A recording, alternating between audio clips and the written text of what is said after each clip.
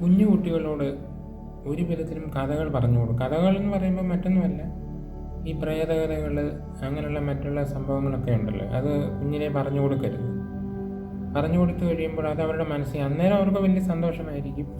നല്ലൊരു കഥ കേട്ടല്ലോ എന്നൊക്കെ പറഞ്ഞ് സന്തോഷമായിട്ടിരിക്കും. പിന്നീട് ഒരു സമയത്ത് അത് അവരുടെ മനസ്സിൽ ഇങ്ങനെ കടന്ന് പിന്നീട് ഒരു വലുതാകുമ്പോൾ പുറത്തു വരും. ഏതെങ്കിലും ഒരു ഘട്ടത്തിൽ ഏതെങ്കിലും ഒരു ഇൻസിഡൻ്റ് ഉണ്ടാകുമ്പോൾ അങ്ങനെ പുറത്ത് വന്നു കഴിയുമ്പോൾ പിന്നെ അതൊരു എന്തുവരും പറയുന്നത്, ഒരു സൈക്കോ പോലെ ആവും.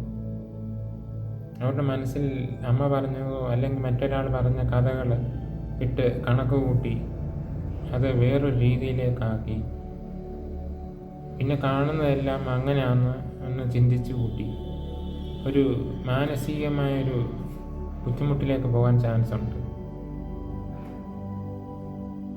കുട്ടികളെ എനിക്ക് തമാശ കഥകളോ അങ്ങനെയുള്ള നല്ല നല്ല കഥകൾ പറഞ്ഞു കൊടുക്കണം. ഈ പിന്നെ ഇതുപോലെ പ്രേത കഥകൾ, മന്ത്രവാദ കഥകൾ ഇതൊക്കെ പറഞ്ഞു കൊടുക്കുമ്പോൾ അന്നേരം അവർ ആസ്വദിക്കുമെങ്കിലും പിന്നീട് അവരുടെ മനസ്സിലത് കടന്ന് വലിയൊരു വിപത്തിലേക്ക് വരാൻ ചാൻസ് ഉണ്ട്.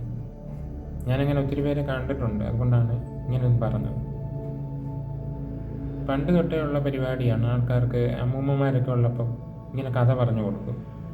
അത് കുഞ്ഞുങ്ങൾ മനോഹരമായിട്ട് ആസ്വദിക്കുകയൊക്കെ ചെയ്യും.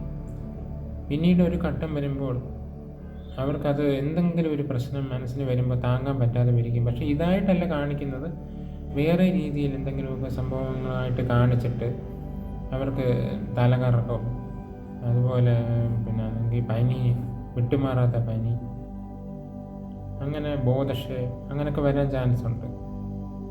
അത് പിന്നെ സൈക്കാട്രിസ്റ്റിനെ കാണിക്കുകയും കൗൺസിലിംഗ് ചെയ്യുകയും ഒക്കെ ചെയ്യേണ്ട ഒരവസ്ഥയിലേക്ക് വരും. നല്ല കഥകൾ പറഞ്ഞു കൊടുക്കുക, അവർക്ക് ആസ്വദിക്കാൻ പറ്റണം.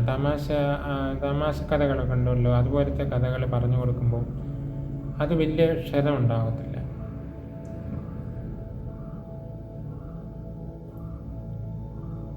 നമ്മൾ കുട്ടികളുടെ ഒരു സമയത്ത് പിന്നെ അവരെ ഒന്ന് നമ്മുടെ കൂടെ ഇരുത്താൻ വേണ്ടി നമ്മൾ പലതരത്തിലും പല രീതിയിലും അവരെ എങ്ങനെ പിടിച്ചിരുത്താൻ വേണ്ടി നമ്മൾ ശ്രമിക്കും. കഥകൾ പറഞ്ഞു കൊടുത്തും, സിനിമകൾ കാണിച്ചും, കാർട്ടൂൺ കാണിച്ചും, അല്ല ഗെയിം കളിപ്പിച്ചും, അങ്ങനെ പലതരത്തിൽ. പക്ഷേ അതൊക്കെ പിന്നീട് നല്ല കാര്യം അന്നേരം നമുക്ക് നല്ലതാണ്. കാരണം ജോലി ചെയ്യുന്നവർക്ക് കുഞ്ഞുങ്ങളുടെ വലിയ ഇതില്ലാതെ നമുക്ക് ജോലി ചെയ്യാൻ സാധിക്കും. അതൊക്കെയാണ് എല്ലാവരുടെയും ഉദ്ദേശം. അതൊക്കെ നമ്മുടെ ആ ഒരു സമയം കഴിയുമ്പം പിള്ളേരുടെ മനസ്സിലതിങ്ങനെ ചില ഇൻസിഡൻസ് മനസ്സിലിങ്ങനെ കിടക്കും, ഒരിക്കലും പോകാതെ. നമ്മൾ വിചാരിക്കും അതൊക്കെ പോയി, ഇനി വലുതായി, ഇതെല്ലാം പാടെ മറന്നു എന്നൊക്കെ വിചാരിക്കും.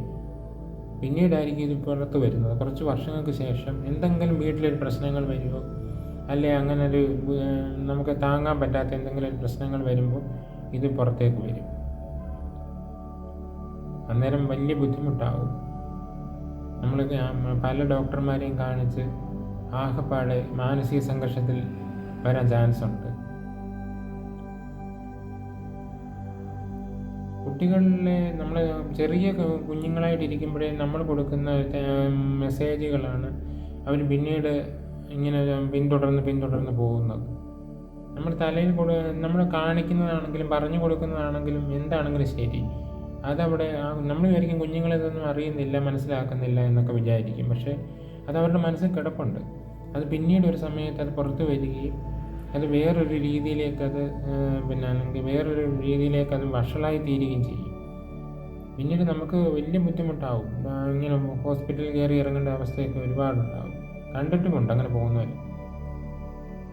അതുകൊണ്ട് നല്ല നല്ല കഥകൾ പറഞ്ഞു കൊടുക്കുക കുട്ടികൾക്ക്. പിന്നെ നല്ല കാര്യങ്ങൾ അവരുടെ തലയിൽ മെസ്സേജായിട്ട് എത്തത്തക്ക രീതിയിൽ സംസാരിക്കുക, നല്ല പ്രവൃത്തികൾ ചെയ്യുക, അത് കണ്ട് വളരട്ടെ. നമ്മുടെ കുഞ്ഞുങ്ങളെന്ന് പറഞ്ഞു കഴിഞ്ഞാൽ മാതാപിതാക്കൾ എന്ത് ചെയ്യുന്നോ അത് കണ്ടിട്ടാണ് ഇപ്പോഴും കുട്ടികൾ അതേപോലെ അനുകരിക്കുന്നത്. നമ്മൾ വിചാരിക്കും നമ്മളെ ശ്രദ്ധിക്കുന്നില്ല, പക്ഷേ കുഞ്ഞുങ്ങൾ ഇതെല്ലാം ശ്രദ്ധിക്കുന്നുണ്ട്. ഈ കളിക്കുന്നതിൻ്റെ ഇടയിലും ഇതെല്ലാം ശ്രദ്ധിക്കുന്നുണ്ട്. പക്ഷേ നമ്മൾ വിചാരിക്കും ഇവരിപ്പം കുറച്ച് വളർന്നു കഴിയുമ്പോൾ ഇതെല്ലാം മറക്കും എന്നൊക്കെ വിചാരിക്കും. പക്ഷേ മറക്കത്തില്ല, ചില കാര്യങ്ങൾ മറക്കത്തില്ല. അത് മനസ്സിൽ കിടക്കും. അത് പിന്നീട് നമുക്കൊരു ദോഷമായിട്ട് വരും.